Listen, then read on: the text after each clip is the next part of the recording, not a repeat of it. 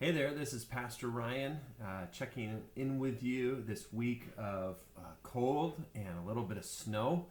I'm coming to you today from the indoors instead of the outdoors because it's cold out there.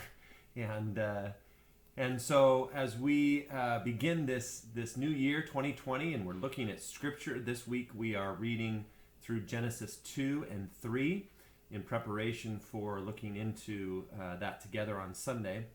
And so I can't help but, read the Garden of Eden as some lush, tropical, rainforest type place, probably just because I want to go somewhere warm right now.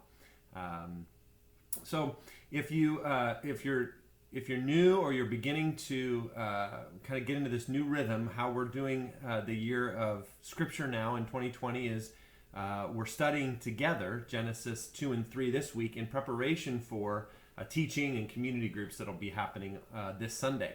So it's a little bit different, at least for me, in that rather than introducing a text to you and then encouraging you to go dig into that throughout the week, looking back at the Sunday message, now you are preparing and we're preparing together actually for Sunday. As we look at Scripture, I mentioned last week, and I'll mention here in the video, the Bible is primarily about God and humans and their relationship. There's lots of other great things in the Bible, lots of beautiful stories and dramatic poetry and history and narratives and all kinds of things that help us understand our world. But primarily its goal is to tell us about who God is and who humans are and the relationship that's unfolding.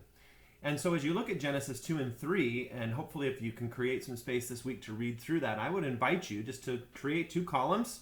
And in one column put God, and in one column put humans. And as you read through Genesis 2 and 3, make a list of all the things that this text tells us about who God is. Genesis 2 and 3. Who is God? What does he do?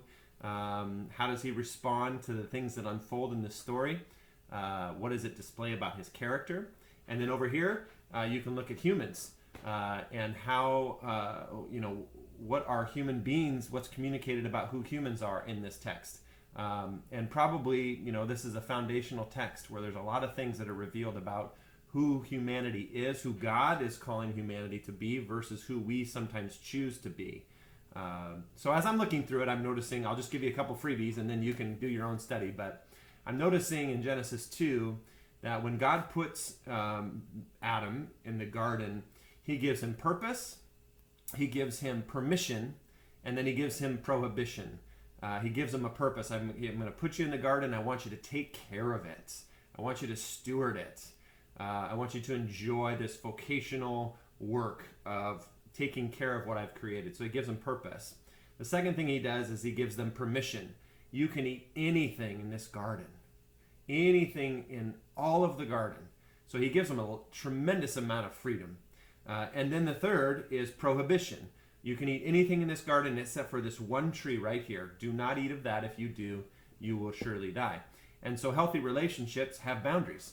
And so God, even though he gives purpose and permission, also has prohibition because healthy relationships have boundaries and they have choice. So those are some of the things, I guess, as I'm looking at the text, are coming to my mind, and we'll see how those shape out for Sunday.